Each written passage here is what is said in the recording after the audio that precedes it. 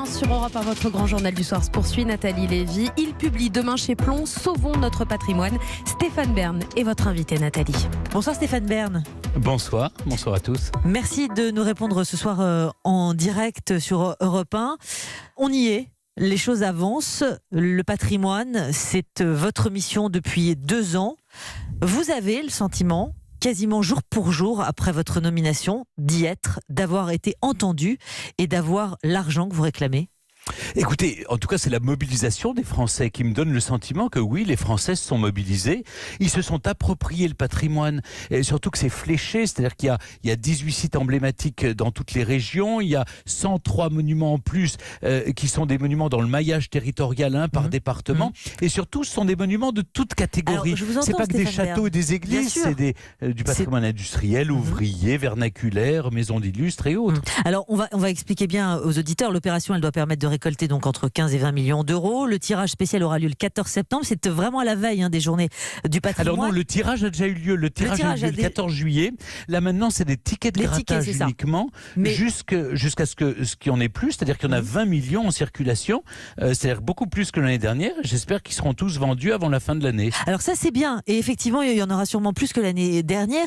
Mais ça, Stéphane Bern, c'est une goutte d'eau dans l'océan dont vous avez besoin pour vous aider dans votre mission sur le patrimoine. Le loto, c'est bien, mais c'est complémentaire.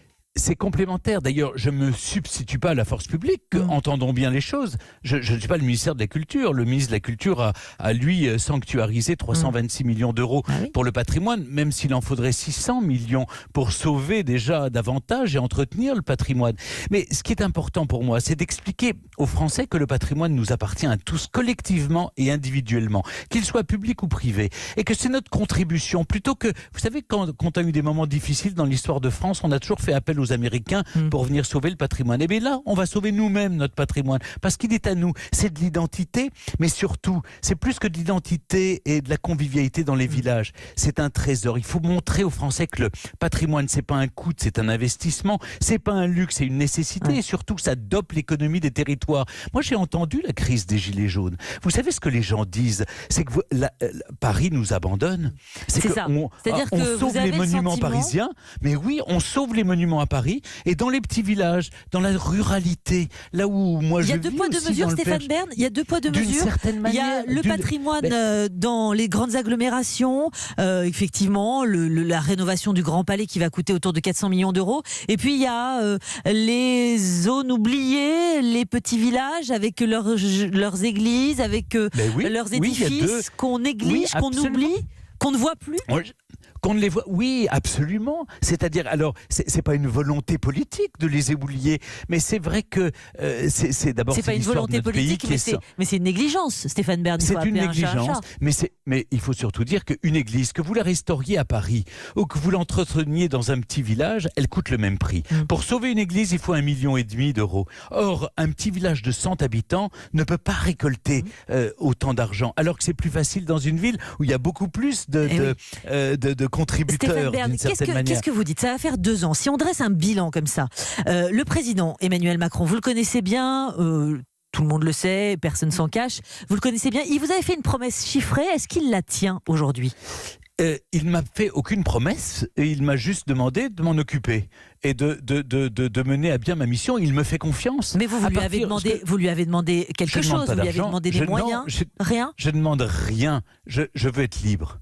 C'est-à-dire que c'est une mission bénévole. Ça, j'entends je bien. mène mon action de la manière dont je l'entends. Je le fais avec la Française des Jeux et avec la Fondation du patrimoine. Quand quelque chose ne va pas dans le circuit, eh bien je le dis publiquement parce que je suis un homme libre. Il m'entend. Et comment il réagit alors? Comment il réagit quand vous râlez? Parce que vous avez des coups de gueule, on ne va pas se mentir. Alors, parfois avec un peu d'agacement, parfois quand son épouse me soutient, il trouve qu'on exagère, mais il cède sur les taxes par exemple, il a entendu mon appel.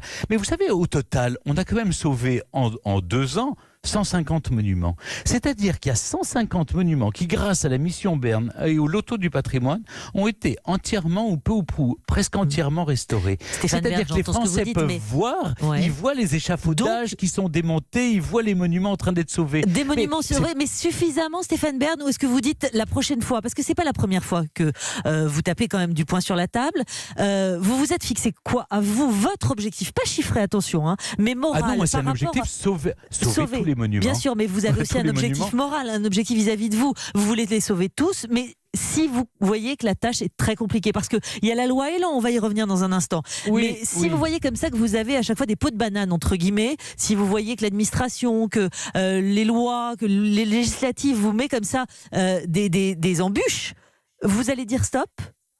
Non.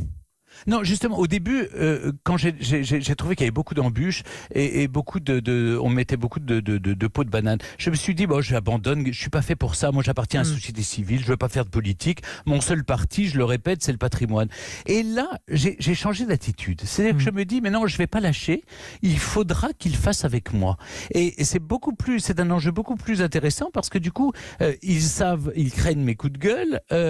Quand les députés, par exemple, ne votent pas l'abandon des taxes, je vais les voir en leur disant mais attendez, c'est vous-même qui m'appelez pour venir sauver vos monuments et quand moi je vous demande en contrepartie de supprimer une taxe qui entrave justement l'aide au patrimoine, vous votez comme des godillots les uns après les autres. Alors là ils sont obligés de m'entendre. Donc j'ai bon espoir qu'un jour les taxes qui aujourd'hui sont compensées, c'est-à-dire que quand vous achetez un ticket de grattage, rappelons quand même le principe, la plupart de la somme va aux gagnants. Mais c'est la part de l'État qui va entièrement au patrimoine maintenant, soit directement par la Fondation du patrimoine, soit par des taxes compensées. J'aimerais exonérer de taxes les revenus générés par ce loto. Mais oui, parce que il y a des taxes légales. Voilà. Oui, parce que je comprends qu'il y ait des taxes sur les jeux d'argent, mais là c'est pas un jeu d'argent. Certes, c'est un jeu, mais c'est à vocation philanthropique. Donc pour une fois qu'on demande un abandon de taxes qui est facile à obtenir. Quand même. Merci beaucoup Stéphane Bern d'avoir répondu ce soir à nos questions en direct avec ces tickets du loto du patrimoine qui doivent récolter entre 15 et 20 millions d'euros cette opération, donc évidemment importante, très importante pour le patrimoine. Merci à vous Stéphane Bern. Merci beaucoup, merci à tous.